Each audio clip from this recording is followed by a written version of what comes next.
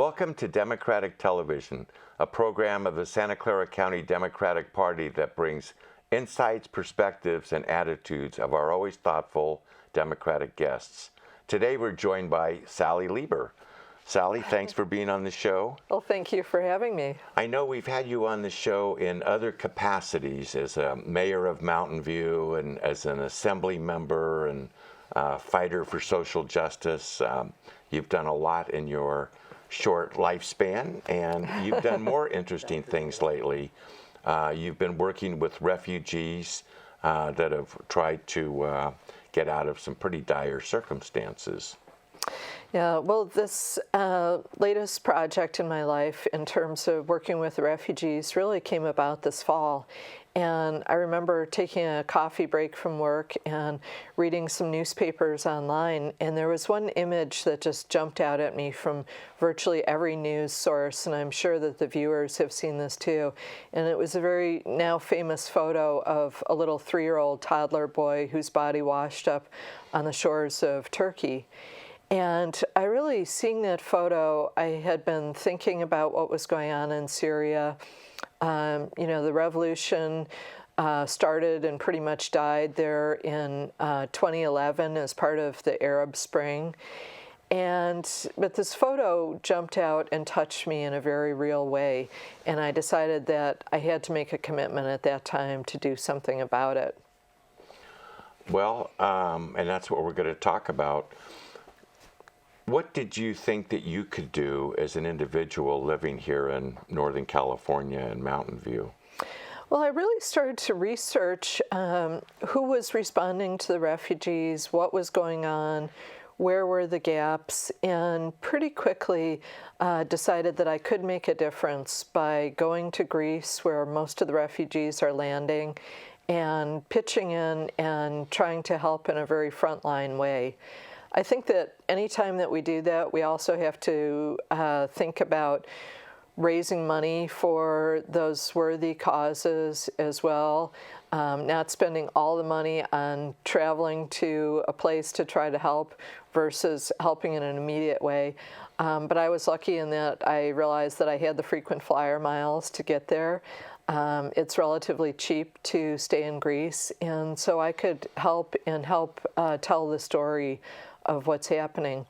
So I think it was just about a couple weeks later that I found myself on a flight to Athens and then on to Lesbos.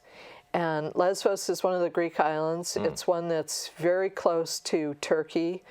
And so many of the refugees are walking from Syria, Iraq, Afghanistan, Iran, Pakistan even, and walking to Turkey is the closest place to make what's a very perilous sea crossing to get to Greece and get into the EU. So people are leaving their home countries because of very perilous circumstances, uncertainty, lack of food, shelter, war situations.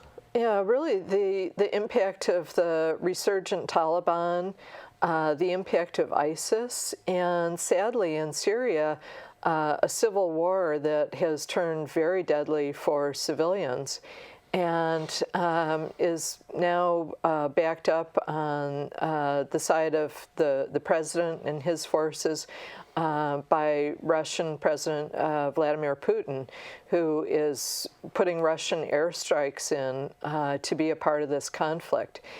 And so it's a situation that people don't have a choice of whether to leave or not. Certain death is worse than the perils of going on the road and facing many, many dangers and trying to get to a point of safety.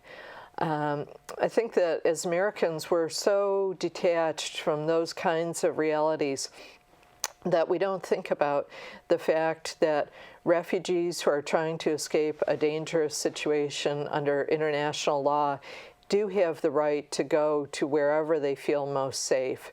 And I really found out very clearly there that there's much more that the U.S. needs to do to step up in this conflict. People who leave are, as you say, feeling like they have no other option. do they hear from people that have sort of made it to the promised land and get positive reinforcement, whether it's accurate or not, and that helps fuel their desire? There's a lot of communication. Almost everyone has a cell phone with them. Many of the refugees are on Facebook or Twitter, and they're comparing notes with other folks and finding out where the most dangerous spots are. It's a very stressful process for them because it takes about a month to walk from Syria to the point in Turkey where they can cross into Greece. And that whole time they're getting information about drownings in that crossing, and also about the perils of being in Turkey.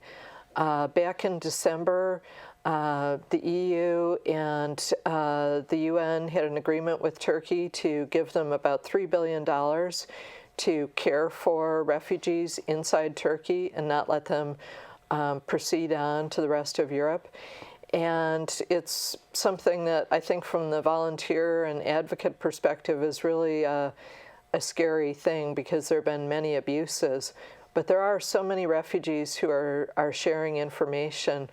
And movingly, there was a boat of refugees recently that was making a very dangerous crossing, lost the motor to their boat. And when some of the Spanish volunteer lifeguards went out to bring the boat in, the refugees were applauding and calling out the names of the lifeguards because they had seen the stories of them saving other refugees on Facebook. And so there's a lot of communication and the opportunity for volunteers to continue to communicate with refugee families and to know what's happening to them as they progress on to Northern Europe. So you were volunteering pretty much in our winter, or at least a portion of it. What was the weather like for the refugees coming up into Turkey and across to Greece? Well, I was there in November and December, and there was unseasonably warm weather, thankfully, in November, and almost going into the beginning of December.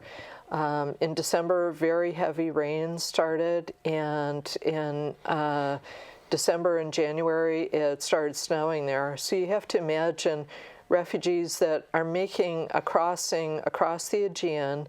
I would say that 90 to 100% don't know how to swim. They're in very inadequate rubber life rafts that are meant to hold about maybe 14 or 15 people. 50 to 60 people standing up can be in those life rafts. Oh my God. And the waves are high when the sea is stormy. It's very easy for water to get into those boats. And so a trip that would take an hour and a half on a legitimate ferry and cost around 20 euros is taking up to 9 hours and costing up to 2,000 euros per person with the traffickers. So it's a very perilous situation that the winter weather has really complicated. How do people get the money to, that sounds like a lot of money, one person, and you multiply it by the size of anyone's family. It's an enormous amount of money, and people are selling everything that they have left to get out of their home country. And you see very young males, the 12-year-olds who are posing as 14 and 15-year-olds, or the 14 and 15-year-olds, where an entire extended family has saved up money to get that young man out of the way of ISIS, out of the way of the Taliban. And one of the young men that I talked to there said, "I'm so sorry that I'm coming here thinking that Greece was my home country." And he said, "But the Taliban is shooting all young men, and so I have to leave." So these are people that feel very deeply about their home country, about their families, and they're just forced by the violence that they're subjected to get out. So there's a lot of sacrifice going on all over. A tremendous amount of sacrifice, and you see person after person coming with their small plastic shopping bag of all their worldly possessions. the grandmothers who really look like they've never traveled outside of Afghanistan or Syria. But it's amazing the cohesiveness of the families, the commitment to getting the whole family across, and to supporting each other in that way. It's really pretty amazing. So have people made arrangements with these smugglers or whatever to get across? Have they done that in advance? Do people land on the coast and make deals right then and there, and 15 minutes later they're on a undersized boat with way too many people? Generally, people are walking to get to that point in Turkey. Then they make connections with the smugglers there, and generally are hiding in the forests waiting to be able to cross. And they can be in a forest with no cover, no services, no tents, no water, no food for a week or more. And then when they get to the point of crossing, we've heard numerous stories about people seeing these life rafts and not wanting to get onto it because they know that it's dangerous. But the traffickers pointing a gun at them and saying, if you don't get on and go now, we shoot you. So it's a situation of real duress. And the conditions inside Turkey are dire. And they're especially dangerous for women and children alone. Who are there, and there are women who are coming alone, and it really strikes fear in the hearts of the volunteers and advocates to know that now with the situation as it's developing, they're being forced to stay longer and longer inside Turkey. So that's the conditions that people are facing, and then they go across. Hopefully a number of them make it, a number of them don't make it. Yeah. Sadly, there have been an enormous number of people who have lost their lives in that crossing. And there's a project called the Missing Migrant Project where families can post photos. There are about 30,000 people that are missing on the road from these countries to Northern Europe. And there are about 10,000 children that are missing in that process. Wow. So that really suggests trafficking or, the taking of children, the death of children. And it has really been a hard process for the volunteers. Yeah. Wow. We're going to take a break right now. When we come back, more about Sally Lieber's working to save refugees. Hi, I'm State Senator Bob Wieckowski, and I enjoy representing each of you in the California State Senate. I've introduced a packet of bills, which we're calling the Economic Equality and Financial Stability Bills. California and the Democratic Party is committed to solving income inequality. These are the values that we have. This packet of bills, when placed into law, will allow people to retain a little more money if their wages are being garnished, if they're faced with bankruptcy, retain some assets, and also have the chance to go into court if they have a faulty judgment against them. These are the values that we have, trying to lift up those who are less fortunate. There are too many children in California that don't have enough to eat, and they're living in poverty. We all need to work together, but I need your help. The Democratic Party needs your help. We need you to come in and help us out. My office is open. Everyone's office in the Democratic Party is open for you. Let's try to fix this problem together. Let's try to help out those who are less fortunate than us. Again, this is Bob Wieckowski, and thank you for helping. Welcome back to Democratic Television. We're talking with Sally Lieber, a former Mountain View council member and assembly person, but now someone who's doing very different stuff. We were talking about the work you've been doing with refugees who are making the life-saving flight from their home countries, getting over to Greece and then trying to get up to Europe. You've spent time in Greece and the island of Lesbos. Tell me some things that you've seen there with the refugees that help us understand what it's like. Well, I think when it first hit me was just flying into the island. It's a short flight from Athens, so the plane doesn't get very high. And circling the island, you just see how all of the shoreline that faces Turkey is completely ringed with orange life preservers. And when you realize that each one of those represents a person who's been coming, it's really a profound realization. I got to the airport and was driving through little Greek villages trying to find my way to where I was heading, and got there very late in the afternoon and actually into the evening, and went to my B&B there, had a nice view of the ocean through one of the windows, and so I left the window open and went to sleep with my jet lag. And had a terrible dream that I heard people screaming in the darkness, and woke up suddenly thinking that the dream would go away, and it didn't. And I realized that there were actually people who were landing in a boat screaming right at that moment. And so I was able to jump up, run outside, run down the cobblestone street and out to the beach, and right there at 3 o'clock in the morning was a boat of 60 people who had probably been out on the water, terrorized for 8 or 9 hours at that point. There are an enormous number of very young children, babies, toddlers, old people, people with terrible Taliban injuries. You'll see 2 guys carrying their 3rd friend who has no legs, those kinds of things. And just responding to these boats, you can find yourself one of only 2 or 3 people that respond to a boat that way. And trying to get that boat unloaded, trying to get people warmed,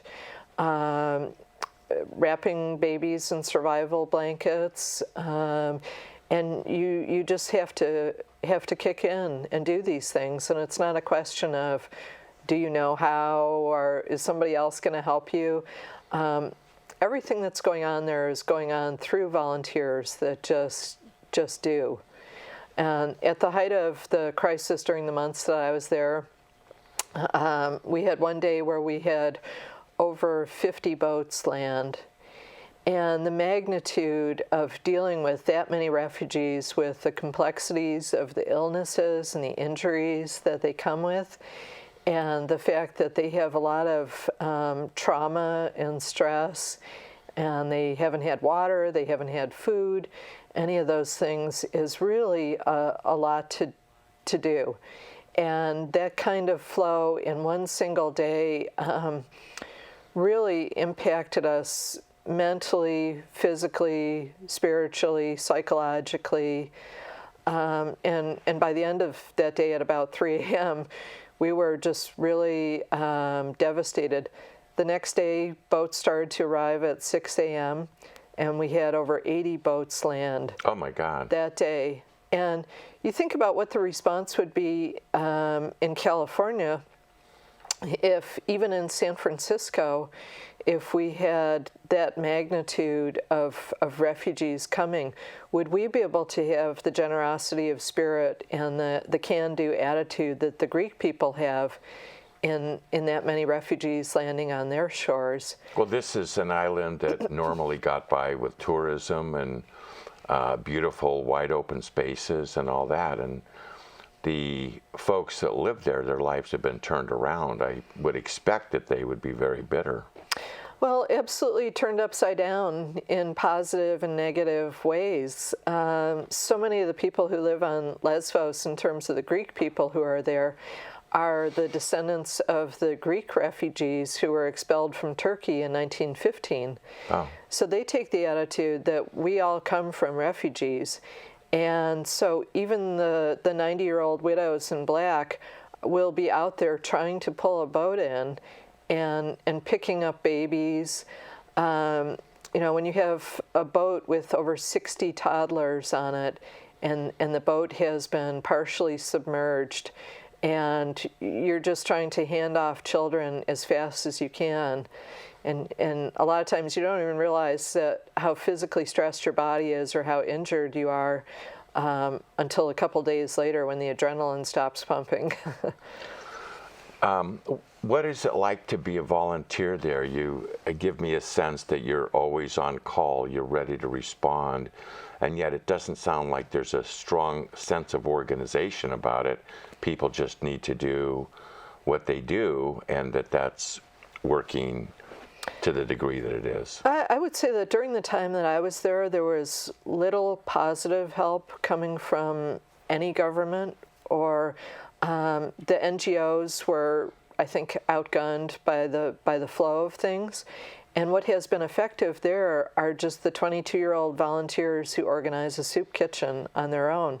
So there's an element of it that's a little bit like a pop-up ad hoc kind of a thing, almost looking like Burning Man in some cases, where people are just creating things out of nothing and making it work, and doing it in a very beautiful, generous way, and making art to make it beautiful. Wow. And just trying to add to the refugees' lives in so many different ways.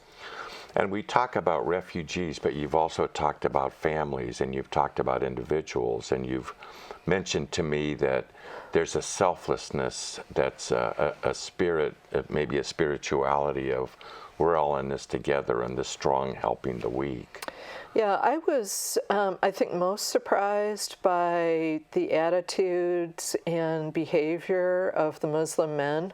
As an American woman, I think we're kind of raised to think of Muslim men in capital letters as, something potentially threatening. And coming from my own upbringing and perspectives, I can say that I have never seen the partnership that existed between the husbands and wives, the compassion and the absolute patience with getting a grandmother up the hill, with carrying people with no legs on your back. And in these situations, the men were so incredibly selfless, and it was not possible to give any of these men a bottle of water, a knitted hat, a blanket, a sandwich, if you couldn't absolutely convince them that every woman and every child who were there or could possibly be there the next day were not already provided for. So the men will not eat to feed their family, and they'll carry their mother on their back up the mountain, and they're just all going to get there together. So very, very strong families, incredibly inspiring families, incredibly loving people. And, you think about, in any flow of 1 million people, are there going to be bad apples? Yes, there will always be bad apples, but I was lucky enough in never finding any of them. And instead finding the refugees that step up and want to help the other refugees. We had refugees coming to us in a situation where they had just gotten out of a boat, and they were trying to help with the situation overall. And so it's a process of not having that strict dichotomy between we're volunteers and we wear the orange vests and you are the people that we provide service to, but letting them help you. And driving some of the refugees around the island. I would drive women who were pregnant, families with very small children, elderly women, injured people, and driving through a sea of the able-bodied men. And each time I drove past them, they would all cheer to see someone who is driving the women and the small children and the babies. And so that was tremendously moving to me. And you would take people to maybe a prearranged shelter and give them something more than... To a secondary tent camp, but spare them having to walk up the mountain, because it takes so long to walk to Turkey that, people have injuries, they have pregnancies, etc. We don't really think about putting ourselves in harm's way to go to Greece as you did. What if somebody wanted to do that? Is that a positive thing, a good thing, a good use of someone's time? Well, again, there's the balancing act. How much should you stay in the U.S. and raise money from your friends and family, and how much should you go there and volunteer in person? I think that going to these places and volunteering in person can help you raise even more money for food aid, for those kinds of things than you would have gotten if you had stayed home and just asked. There's something very real about having someone that you know there. And I think one of the great places to do the research on day-to-day what's going on is on Facebook. There are groups like Lesvos Volunteers, Better Days for Moria, which is the very large refugee camp. And just searching on that, you come up with opportunities all across Europe to really help, because there are refugees who are stuck in Athens and all throughout Europe who are spending a very cold winter outside. Let me ask you this. Do you have a reference? Do you have a website that you could recommend that people could go to? Yeah, I'm going to be putting out on my website, sallylieber.org, a list of the projects that I hope that people will follow on Facebook and consider giving to. There are a lot of very small, nimble efforts to help that are not the big ocean liner NGOs that are hard to move, but the smaller NGOs that may be just a few people, where you can give money and you can actually say what you want it to go to and how you want to be involved. I think that's a great place to start. We have about 20 seconds left. Do you have any final takeaway from all this? Well, you know, I think the great gift that the refugees are giving us is the opportunity to deal with migration, something that we haven't thought through and that we have to think through, with the impact on politics of global warming and environmental degradation. There's going to be so much more to come, and also to develop our compassionate infrastructure. Great. Thank you, Sally, very much for being on the show. Thank you so much for having me. Thanks for watching Democratic Television. Give us a call at 408-445-9500. Visit our website, sccdp.org, and like Sally, help make a difference.